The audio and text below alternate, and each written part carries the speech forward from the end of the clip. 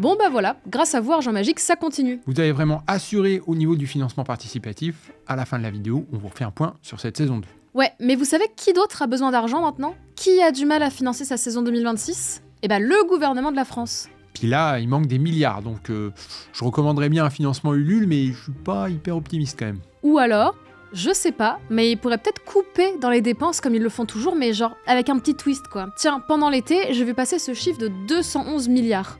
C'est la somme qui est allée dans les aides aux entreprises en 2023. 211 milliards, c'est vrai que là, il y aurait de la marge quand même.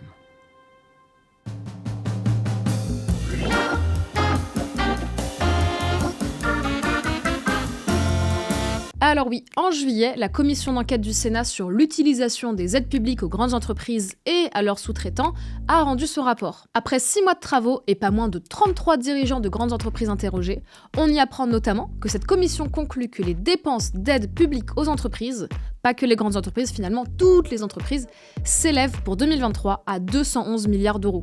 Donc aujourd'hui, pour la première fois, les parlementaires et l'ensemble du public peut dire que un des premiers budgets de l'État, c'est les aides publiques à travers 211 milliards. Alors mettons un peu les choses en perspective. Si on sait où chercher, le site de l'INSEE peut nous donner l'ensemble des dépenses publiques ventilées par fonction. Attention, là-dedans, il n'y a pas que l'État. Les administrations publiques, c'est l'État, plus la Sécu, plus les communes, départements et régions. Et là, forcément, vous aviez envie de chercher la ligne à 211 milliards. Sauf que, elle n'est pas là. Alors, est-ce qu'il manque une ligne? L'INSEE a-t-elle oublié de compter des dépenses? Non, pas du tout.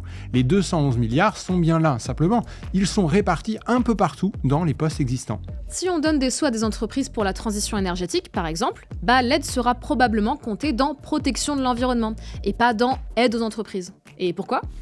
Tout simplement parce que la catégorie aide aux entreprises n'existe pas. Imaginez que quand vous faites vos comptes, vous avez les lignes suivantes. Transport, logement, courses, loisirs, impôts. Vous n'avez pas de ligne dépenses polluantes. Est-ce que ça veut dire pour autant que vous n'en avez pas? Ou que vous avez mal fait vos comptes? Non, évidemment. Juste comme la ligne n'existe pas, vous pouvez pas répondre à la question. Le Sénat a découvert que c'était pareil pour les aides aux entreprises. La ligne n'existe pas. Donc, il a fallu toute une enquête pour aller fouiller dans toutes les lignes et découvrir ce fameux chiffre de 211 milliards d'aides aux entreprises pour l'année 2023. À ça, il faut rajouter que la majeure partie de ces aides ne sont en réalité pas du tout des dépenses, mais plutôt un manque de recettes. Si on regarde la décomposition faite par le Sénat, il n'y a que 7 milliards de subventions aux entreprises. Le reste, ce sont surtout des dépenses fiscales, donc des crédits d'impôt ou des taux d'imposition réduits. Et aussi des allègements de cotisations sociales, donc des autorisations pour les entreprises à payer moins de cotisations que ce qu'elles devraient. Ce que ça veut dire, c'est que sur notre schéma, on n'a que 7 milliards d'aides aux entreprises qui se répartissent dans les différents postes de dépenses. Pour voir le reste, il faut faire apparaître les recettes des administrations publiques. 75 milliards correspondent à des cotisations sociales que les entreprises ne paient pas, et 88 milliards à des taxes et impôts que les entreprises ne paient pas non plus. Voilà, donc on aide les entreprises principalement en créant des niches fiscales plutôt qu'en leur donnant directement des sous. Et si on parle de dépenses fiscales plutôt que de manque à gagner fiscal, c'est pour souligner qu'on a affaire à une décision politique, pas à un accident de parcours indépendant de notre volonté. Par exemple, si l'année prochaine, le gouvernement français décide qu'il n'y aura pas d'impôt sur le revenu, on va parler de dépenses fiscales, parce qu'il y aura eu une décision politique. Il s'agit d'une forme de subvention des ménages. Par contre, s'il y a une crise économique tellement balèze que plus personne ne peut payer ses impôts sur le revenu, alors là, on pourra parler de manque à gagner. À noter enfin que les 41 milliards répertoriés en intervention financière de BPI France sont des prêts accordés par BPI France, qui est un genre de fonds d'investissement public. Donc, en fonction du secteur d'activité de l'entreprise aidée, la dépense est probablement comptabilisée dans loisirs et culture ou dans protection de l'environnement ou ailleurs. Et dans les recettes, le financement de la dépense vient de autres. Parce que même si la BPI a reçu de l'argent de nos impôts pour démarrer son activité en 2013, ce ne sont plus nos sous qui la financent désormais. Elle réinvestit ce qu'elle gagne et surtout, elle emprunte à moindre coût sur les marchés financiers en utilisant la garantie de l'État. Oui, parce que si les investissements tournaient mal, c'est bien sûr l'État qui viendrait la sauver. Donc, pour récapituler, 41 milliards prêtés par un fonds d'investissement public qui n'est plus directement lié à nos impôts, en tout cas tant que tout va bien, et 170 milliards d'aides financées par l'État. Là, ce sont directement nos sous. 7 milliards de dépenses et 163 milliards de recettes en moins. Maintenant, La France est-elle la seule à aider ces entreprises ? Eh bah, pas du tout. Tous les États du monde font pareil. Aux États-Unis, il y a le Inflation Reduction Act ou encore le CHIPS Act qui a permis par exemple de verser 8,5 milliards de dollars à Intel pour construire une nouvelle usine de semi-conducteurs sur leur territoire. Et ce n'est qu'un des nombreux dispositifs mis en place par les États-Unis. On sait aussi que la Chine aide à mort ces entreprises. Par exemple, elle a un plan appelé Made in China 2025 qui a démarré en 2015 et qui, même si on n'a pas de chiffrage précis, a très certainement représenté des centaines de milliards de dépenses publiques injectées dans leur secteur industriel chaque année, avec des aides sur la production d'acier, les voitures électriques, les panneaux solaires, tout un tas de trucs. Et nos partenaires européens ne sont pas en reste. On le sait parce qu'il y a un ministère rattaché à la Commission européenne, la DG Concurrence, qui s'occupe de suivre toutes les aides accordées par les États européens à leurs entreprises. Elle a publié ce graphique pour 2023. Donc sans compter les aides liées à la crise du Covid, on voit que c'est l'Allemagne qui arrive en tête des aides publiques aux entreprises avec 35 milliards d'euros contre 31 milliards pour la France. Mais attendez, les plus attentifs d'entre vous ont peut-être remarqué quelque chose. Là, sur ce graphique, c'est écrit 31 milliards d'aides aux entreprises en 2023 pour la France. Mais on vient de dire qu'au Sénat, eux, ils ont trouvé 211 milliards. J'ai l'impression que c'est pas tout à fait le même chiffre. Ça, c'est parce qu'il y a aide publique et aide publique, c'est pas pareil. Et oui, parce qu'en fait, la DG Concurrence à Bruxelles n'a qu'un seul objectif, le bon fonctionnement de la concurrence en Europe. Donc par rapport à sa mission, une aide publique digne d'être suivie et recensée, c'est uniquement un dispositif qui perturbe la concurrence. On va prendre quelques exemples pour que ce soit clair. Le crédit d'impôt recherche en France, c'est un truc qui coûte 7 milliards d'euros par an. C'est un crédit d'impôt accordé aux entreprises qui font de la recherche. Ouais, enfin, fond de la recherche, c'est connu que les boîtes n'hésitent pas à frauder tranquillement. Et puis, on a pas mal de rapports qui montrent que de toute manière, ce CIR est relativement inefficace. Il booste pas tant que ça la recherche. Bref. En tout cas, c'est classé comme aide par l'inspection des finances et la commission du Sénat, mais pas par la DG Concurrence de l'Union européenne. Pourquoi ? Parce que ce sont des aides dites transversales. Et oui, n'importe quelle entreprise qui fait de la recherche peut en bénéficier, puisque ça ne cible pas un secteur d'activité en particulier, genre ça n'aide pas l'automobile aux dépens du train ou de l'avion, eh bien ce n'est pas une perturbation de la concurrence. Autre exemple, le CICE annoncé en 2012 par François Hollande. Le gouvernement a décidé de retenir une première mesure, massive et sans précédent. L'allègement de 20 milliards d'euros du coût du travail. Il portera sur les salaires compris entre 1 et 2,5 fois le SMIC. Cela représentera l'équivalent d'une baisse de 6% du coût du travail. Il incitera les grands groupes, dont la réussite fait la fierté de la France, à créer et maintenir les emplois en France. Ce dispositif a été pérennisé par Macron en 2019. Ça s'appelle plus CICE, mais c'est toujours là et ça génère un manque à gagner de 20 à 30 milliards d'euros par an pour les recettes de la sécurité sociale. Et bah pareil, c'est pas compté dans le graphique de l'UE qui, vous l'avez compris maintenant, ne recense pas du tout l'ensemble des aides publiques aux entreprises en Europe. Et en fait, c'est assez dingue, mais on n'a personne pour faire ça, ni dans le monde, ni pour l'Europe, ni même pour la France. La catégorie aide publique aux entreprises en elle-même n'a jamais été considérée comme suffisamment importante pour qu'on la crée. Et c'est pour ça que le travail des sénateurs et sénatrices est super important. Et oui, ils sont partis d'une idée simple. La population a le droit de savoir ce qu'on fait des sous qui sont utilisés en son nom. Donc, dès que l'État aide financièrement une entreprise, d'une manière ou d'une autre, il s'agit bien d'une aide qu'il faut absolument recenser, suivre et évaluer. En suivant ce principe, ils ont relevé 2252 dispositifs d'aide publique pour un total de 211 milliards d'euros pour l'année 2023. Et cette superbe démarche de transparence démocratique, vous vous en doutez, a été extrêmement bien reçue, comprise et expliquée au grand public par, c'est leur métier, certains de nos grands journalistes économiques. Ce chiffre de 211 milliards est complètement bidon. Et c'est bidon parce que c'est une addition de dépenses complètement hétéroclite, c'est des choux, des carottes et des oignons. Les allègements de charges, on peut les voir comme un cadeau indu fait aux entreprises qui ne veulent pas payer la protection sociale ou comme une aide à l'emploi qui profite à la collectivité et en premier lieu aux bénéficiaires. C'est la même chose pour les taux de TVA réduits. Qui en profite sinon ? Le consommateur. Bon. Et François, toujours au top. Non mais attendez, avant même de parler de la TVA et autres, des choux, des carottes, des oignons. pourquoi faudrait pas les compter ensemble en fait? Genre, si tu veux savoir combien coûte ta soupe, faut bien faire l'addition des dépenses. Ah non, mais Francky n'est pas une contradiction près, hein. Ce qu'il nous dit en somme, c'est qu'une même dépense peut rentrer dans plusieurs catégories. Mais ok, c'est exactement ce que dit le Sénat. On a plein de catégories différentes pour regarder, commenter et analyser ce qu'on dépense. Et ben, pour pouvoir faire ça correctement, on voudrait bien aussi une catégorie aide publique aux entreprises. Mais donc, revenons sur son exemple de la TVA réduite. Pourquoi est-ce que ça pourrait être compris comme une aide publique aux entreprises? C'est la même chose pour les taux de TVA réduits. Qui en profite sinon? Le consommateur. Bon. On va prendre le temps de détailler ce point parce que ça permet de comprendre pourquoi, même du point de vue du Sénat, on peut avoir plusieurs définitions de ce qu'est une aide publique. Vous le savez peut-être, les restaurants bénéficient d'une TVA réduite depuis 2009. Vous regarderez votre ticket de caisse, vous ne payez pas 20% de TVA quand vous mangez au resto. Normalement, cette TVA réduite est une aide pour les consommateurs. Le restaurateur est supposé vous facturer le prix qui couvre ses dépenses et lui assure sa marge, disons 20 €. Et par-dessus se rajoute une TVA, pour l'exemple de 20%, donc 4 €, qui s'en va dans les poches de l'État. Du coup, si la TVA passe à 10%, le restaurateur devrait garder ses 20 € et facturer 22 au total, au lieu de 24. Sauf que, en vrai, les restos ont plutôt maintenu les prix à 24 € et ils ont empoché les 2 € de réduction de TVA en bonus dans leur marge, comme l'indique le rapport de l'IPP. Et vous savez qui a déjà pointé ça du doigt en 2020 ? Le problème, c'est qu'on a déjà essayé. En baissant la TVA sur la restauration, c'était en 2009, en pure perte. À l'époque, la baisse avait largement profité aux restaurateurs, mais pas à l'emploi qui n'avait pas sensiblement progressé et pas davantage aux clients qui n'avaient pas vu leurs additions diminuer. Quand François attaque le François, j'adore.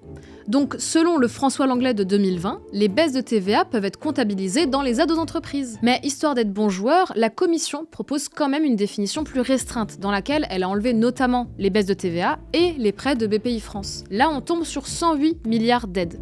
Pourtant, et c'est très important de le rappeler, malgré les différences d'opinion des membres de la Commission, on a quand même un président LR qui a bossé avec un rapporteur communiste. Joli grand écart. Exactement. Et malgré ces différences, donc, c'est bien le chiffre de 211 milliards qui a fait consensus, parce que c'est lui qui permet au mieux de faire l'inventaire d'une ligne de budget jusque-là non répertoriée. Avec, on le rappelle, pas moins de 2252 dispositifs différents d'aide aux entreprises identifiés. Mais attention, ces milliards et cette complexité, c'est pas une spécificité française. On l'a vu, tous les pays aident leurs entreprises. La vraie question, c'est quel objectif cherche-t-on à atteindre? Et est-ce qu'on y parvient? Ça, c'est la question de l'efficacité. Et puis également, combien ça nous coûte d'atteindre nos objectifs? Ça, c'est la question de l'efficience. Bon, on va couper court. L'une des grandes découvertes de la commission d'enquête, ce qui a choqué tout le monde, c'est qu'il n'y a ni suivi, ni évaluation systématique des dispositifs d'aide. Donc, dans la plupart des cas, on ne sait pas dire si nos aides sont efficaces, et encore moins si elles sont efficientes. Alors, on reviendra sur ce point, mais forcément, suivi et évaluation des dispositifs d'aide figurent en gras dans les recommandations faites par le Sénat. Pourtant, d'après les grands chefs d'entreprise qui ont été auditionnés... Oui, parce que les sénateurs et sénatrices ont entendu une trentaine de chefs d'entreprise de grands groupes français et internationaux. Voilà, donc d'après eux, il n'y a pas besoin de tergiverser. Les aides aux entreprises n'ont de toute manière qu'un seul objectif, je suis sûre que vous l'avez, la réduction de l'immense fardeau que représente en France le coût du travail. Et oui, il n'y a pas besoin d'évaluer quoi que ce soit. Embaucher en France, ça coûte trop cher à cause des charges sociales. Tu veux dire cotisation, non ? Non. Oui, je connais le débat sémantique sur les charges et les Pas cotisations. que de la sémantique. L'entrepreneur que je suis devenu trouve que c'est des charges. Donc, pour être compétitif par rapport aux autres pays, il faut que l'État aide les entreprises. Tant qu'on n'est pas plus compétitif que les autres, faut continuer d'aider. Oui, voilà, c'était d'ailleurs tout l'objectif du CICE. Réduire les cotisations sur les bas salaires, donc plus de marge pour les entreprises, et donc quoi déjà ? Que vont faire les chefs d'entreprise de ce soutien qui n'est pas une aide ponctuelle, qui est une aide structurelle? Vont-elles augmenter leurs investissements? Ce serait bon pour la compétitivité et donc pour l'emploi. Vont-elles augmenter les salaires? Ce serait bon pour le pouvoir d'achat. Vont-elles créer de l'emploi? Ce serait bon pour la lutte contre le chômage. Alors il peut y avoir des usages qui méritent d'être ici surveillés, mais ne commençons pas à avoir un principe de suspicion. Et confiance. Waouh, c'est imparable comme raisonnement. Toutes ces questions qui trouvent des réponses, il est fort. Mais wow, il a même pas parlé de dividendes. Et quoi ? Bon, d'après ce tableau de France Stratégie, le CICE était supposé agir suivant 3 canaux. Vous allez voir, il y a à manger pour tout le monde. Premier canal, l'effet de trésorerie. Votre entreprise est à 2 doigts de licencier parce que vos marges sont faibles. Ne vous inquiétez pas, le CICE apporte de la trésorerie en plus, ce qui vous permet d'éviter le pire et de conserver les emplois. Deuxième canal, la baisse du coût du travail. La main-d'œuvre étant moins chère, votre entreprise peut baisser ses prix tout en conservant ses marges. Du coup, baisse des prix, donc théoriquement hausse des ventes, donc augmentation de la production. Pour vendre plus, il faut produire plus. Mais pour produire plus, il faut embaucher et paf, plus d'emplois. Dernier canal, travail moins cher égale plus de marge. Là, on ne baisse pas les prix, mais on se sert des marges supplémentaires pour innover. Le Made in France devient plus désirable, les carnets de commandes se remplissent et les entreprises françaises doivent construire de nouvelles usines et donc, il faut embaucher. De nouvelles usines au Bangladesh, bien sûr, toujours viser le moins cher, c'est possible. Non, pas au Bangladesh. En France, les usines. Ah, on va interdire les délocalisations ? Non, interdire, tu te rends compte, ce serait liberticide. Non, faut faire confiance un peu, hein, ne commençons pas à avoir un principe de suspicion. Donc vous avez compris, c'est infaillible. Les entreprises françaises sont rendues plus compétitives parce qu'elles reçoivent un boost de bénéfices. Au pire, ça préserve des emplois, et au mieux, ça en crée. Vous êtes convaincus ? Nous, oui. À fond. Bon allez, et si on était un peu suspicieux quand même ? Non, on va arrêter parce que donc ça n'a pas d'intérêt pour moi. Où sont les failles de ce raisonnement ? En fait, il manque 2 canaux. Celui du plus de marge, donc plus de sous de côté pour le au cas où, donc en fait ça part en épargne d'entreprise, et puis surtout celui du plus de marge, donc plus de dividendes pour les actionnaires. Et bon, vu que les entreprises du CAC 40 battent des records de versement de dividendes et de rachat d'actions quasi tous les ans depuis 2014, c'est un canal qui a l'air de pas mal fonctionner quand même, c'est dommage de l'avoir oublié.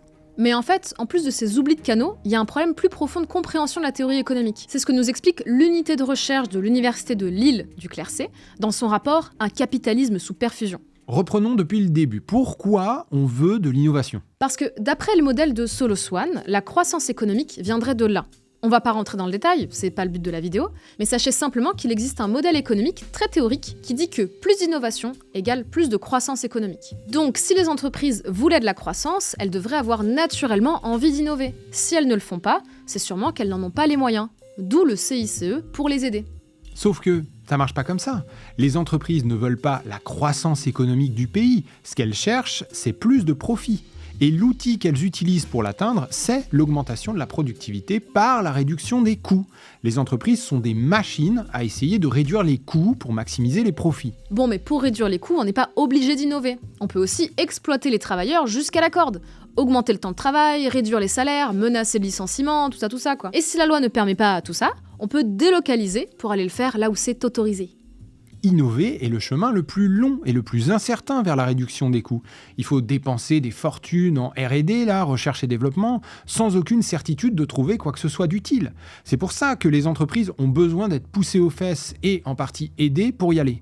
Mais d'après la théorie, ce qui les incite réellement à choisir cette voie, c'est la perspective de pouvoir substituer du travail cher par des machines moins chères. Et oui, si ce qui coûte cher, ce sont les employés, les salaires à payer. Alors pour réduire les coûts et augmenter les marges, on a tout intérêt à viser l'automatisation.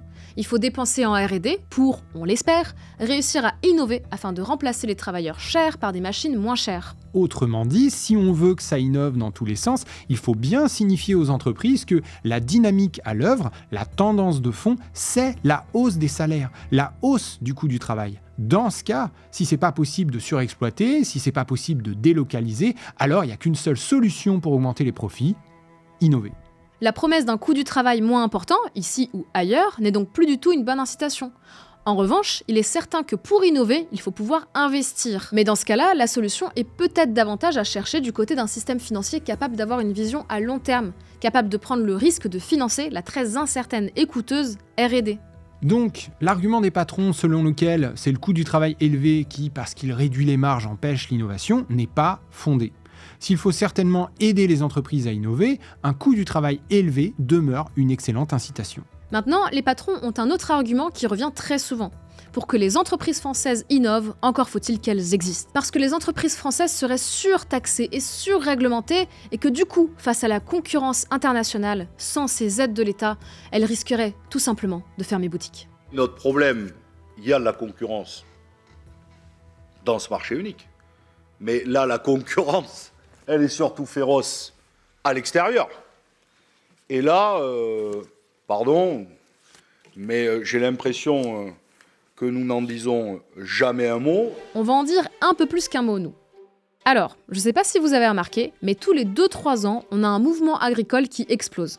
À chaque fois, le discours est à peu près le même. Si on autorise l'importation du poulet du Brésil, alors pour rester compétitif, il faut aussi importer la législation du Brésil. Mais on peut remplacer poulet du Brésil par bovin d'Argentine ou noisettes de Turquie. Les combinaisons sont infinies. Alors comment on fait face à des pays qui exploitent leurs travailleurs, leur sol et traitent leur production avec des produits plus que douteux ? Depuis les années 60 et jusqu'aux années 90, gagner la concurrence agricole, c'était facile. On pouvait faire de plus en plus de libre-échange sans trop de dommages parce que les fermes françaises avaient un avantage technologique massif. Il était possible, en achetant des tracteurs et autres engins mécaniques, d'être plus compétitif que la majorité des fermes étrangères qui retournaient la terre à la main. Du coup, la France, malgré un territoire plutôt petit, était le 2e exportateur mondial de produits agricoles, derrière les États-Unis, jusque dans les années 2000. Aujourd'hui, le classement de 2019 montre que la France est 9e. Ce qui s'est passé, c'est que l'avantage technologique écrasant des fermes françaises n'existe plus. Les Brésiliens ou les Chinois qui nous sont passés devant ont la capacité d'acheter les mêmes tracteurs, les mêmes robots, les mêmes engrais. La seule différence entre tous ces pays, ce sont leurs politiques économiques. L'imposition, les aides publiques, les normes sanitaires ou environnementales et les salaires. Du coup, ce serait sur ces critères qu'il faudrait jouer pour gagner la bataille de la concurrence internationale. Et on arrive à notre choix impossible.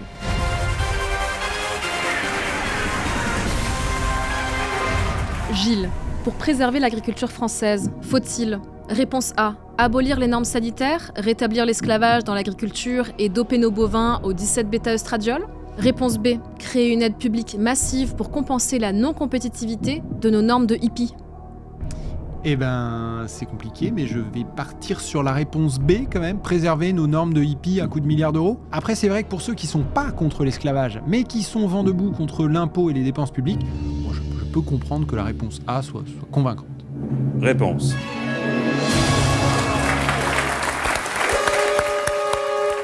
C'est la fin de l'émission. Bon, et sinon, c'est le même raisonnement qui s'impose quand il s'agit de lancer une nouvelle filière industrielle. Par exemple, pour la fabrication de batteries, qui sont aujourd'hui surtout produites en Chine. On me dit par exemple aujourd'hui qu'il faudrait donner des aides opérationnelles aux fabricants de batteries européens. D'ici 1 an ou 2, l'État aura payé 100% de l'entreprise. Et comme c'est pas pour 1 an ou 2, vous allez avoir fini par avoir payé 200, 300, 400% de ces boîtes. Et puis évidemment, le jour où ça sera profitable, là, j'imagine que 100% des profits iront entre les mains des actionnaires. Donc soit on abandonne l'idée d'avoir des usines de batteries, soit on donne des milliards à des entreprises qui ensuite feront probablement de l'optimisation fiscale et verseront à balle de dividendes. C'est comme si les aides aux entreprises n'étaient pas le bon outil. Comme si on était en train d'utiliser une soupe hétéroclite chou, carotte, oignon pour éteindre un feu de forêt. Et ça pourrait bien fonctionner, parce que après tout, en versant vraiment plein de soupe. Mais est-ce qu'on n'aurait pas un truc plus efficace quand même ? Est-ce qu'il n'y aurait pas moyen d'être plus rationnel dans l'usage de nos milliards d'euros d'argent public là ? Voyons voir un peu ça. Lancer une usine de batterie en France, c'est pas possible pour une entreprise privée toute seule. Pourquoi ? Tout simplement parce que les batteries seraient trop chères à la vente par rapport à celles produites en Chine. En plus, il y a un retard technologique et d'infrastructure. Les Chinois sont meilleurs que nous. Et plus les années passent, plus le retard s'accroît. Alors comment on fait ? Est-ce qu'on n'aurait pas des économistes qui ont bossé sur la manière de faire naître une industrie dans un pays ? Eh ben si, au XVIIIe siècle déjà, Alexander Hamilton, en plus d'avoir sa tête sur les billets de $10, a inventé le terme de « infant industry », les industries naissantes. Selon lui, pour qu'une industrie qui vient de naître puisse arriver à maturité, il faut la protéger en la sortant de la compétition internationale. Il faut lui laisser la possibilité de grandir sans être dans une lutte permanente pour la survie. Plus récemment, c'est l'économiste sud-coréen Ha Jun Chang, dans son livre Bad Samaritans, publié en 2007, qui a montré que cette idée de Hamilton a été suivie dans de multiples pays. Le Royaume-Uni d'abord, puis les États-Unis ont développé leur toute-puissance industrielle après des décennies de protectionnisme. Et la Corée du Sud, le Japon ou la Finlande sont les principaux succès économiques des dernières décennies. Tous ont protégé des pans entiers de leurs économies de différentes manières. Et c'est seulement une fois leurs entreprises nationales ultra solides qu'elles sont allées se frotter à la concurrence mondiale et qu'elles ont tout défoncé. Vous pouvez penser à Toyota, Nokia, Samsung et même à l'industrie de la K-pop. À partir des années 60-70, du côté des États-Unis et de l'Union européenne, cette théorie, elle apparaissait aussi inutile que contre-productive. Quand la compétition c'est tracteur versus pioche, y a rien à protéger, au contraire, le libre-échange permet d'exporter à mort. Du coup, pendant des décennies, la France, l'Union européenne et les États-Unis, celle d'avant Trump, se sont convaincus, à coup de théories économiques pompeuses et mathématisées, que le libre-échange était tout le temps vertueux. Mais on l'a dit, le libre-échange qui nous apparaît comme la norme aujourd'hui est en réalité une démarche tout à fait extrême d'un point de vue historique. Comme le remarque Ha-Joon Chang, c'est une réécriture de l'histoire par les vainqueurs qui ont voulu que tout le monde se mette à faire du libre-échange au moment où ça les arrangeait eux. Sauf que maintenant, tout ça se retourne un peu contre nous. On se retrouve empêtrés dans nos théories économiques qui ont été inscrites dans des lois, incapables ni de soutenir efficacement le développement de nouvelles industries, ni de protéger nos modèles sociaux face à une concurrence internationale qui tire tout vers le bas. Le refus de penser les limites de la mondialisation, c'est ça qui conduit à ces 211 milliards d'aides publiques. Parce qu'on refuse de remettre en question le libre-échange, on laisse un boulevard politique à ceux qui veulent le faire de la pire manière possible, à coup d'autoritarisme, en cassant notre modèle social et en augmentant les inégalités. C'est la même problématique pour l'industrie du textile en Europe. Ces dernières années, en France, on a vu le secteur du prêt-à-porter en grande difficulté, pendant que les géants internationaux ont inondé le marché à coups de vêtements à 3 € fabriqués en polyester cancérigène par des travailleurs exploités. Qu'est-ce que la France a à proposer face à ça ? Pas grand-chose et surtout trop tard, malgré les demandes de plus en plus pressantes des industriels européens pour être protégés. Comble de l'ironie, il y a même un ancien ministre de l'Intérieur de Macron, ancien du PS, qui a été recruté par Shein pour défendre ses intérêts en France. Dans ce cas-là, on se rend bien compte que c'est pas une idée à la noix du style « Ah, faudrait peut-être créer une nouvelle aide spécifique pour baisser légèrement le coût du travail » qui va nous sortir des ronces. Ou alors sinon, proposition de rupture, on s'aligne. C'est parti, les Français qui bossent 12 heures par jour pour 10 € dans des bâtiments insalubres et sans protection sociale. Et puis comme ça, d'ici 30, 40 ans, peut-être qu'on aura la chance de vivre dans un pays riche. Bon du coup, si les aides aux entreprises à gogo, c'est pas la solution miracle, qu'est-ce qu'on peut faire si on veut réellement soutenir et conserver nos industries, et même peut-être améliorer notre modèle économique et social ? D'abord, on pourrait regarder du côté des recommandations du Sénat, faire un suivi régulier et systématique des dispositifs d'aide publique aux entreprises, ceux qu'on lance, ceux qu'on arrête, selon une définition bien établie. La Commission demande à l'INSEE, en poursuivant le travail du Sénat, de mettre à jour le chiffre des 211 milliards pour les années à venir. Elle propose également d'évaluer l'impact attendu des aides avant de les mettre en place. Comme ça, une fois l'impact réel connu, on peut comparer les deux et mettre à jour nos modèles et nos théories. Il faudrait aussi tenir les entreprises responsables si les aides reçues ont servi à verser des dividendes ou bien à délocaliser des usines. Le deuxième point, c'est qu'un gouvernement et ou un chef d'État se doit d'être un minimum suspicieux par rapport aux entreprises. Parce que le discours de Hollande, il a quand même sacrément mal vieilli.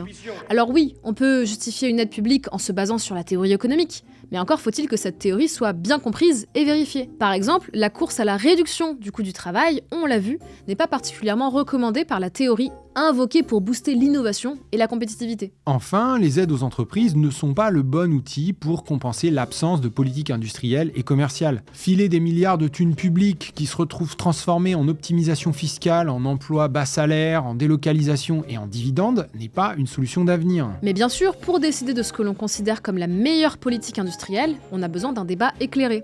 Et pour ça, il nous faut des journalistes politiques et économiques qui prennent le temps d'expliquer ce qu'est le travail du Sénat et ce que représentent les 211 milliards, plutôt que de nous servir cette histoire de soupe hétéroclite. En même temps, quand la plupart des médias sont la propriété de milliardaires dont les boîtes bénéficient de ces 211 milliards, peut-être qu'ils n'ont pas vraiment intérêt à embaucher des journalistes qui feraient bien leur taf. Ah, mais ça y est, je l'ai. En fait, c'est de là que ça vient l'expression servir la soupe.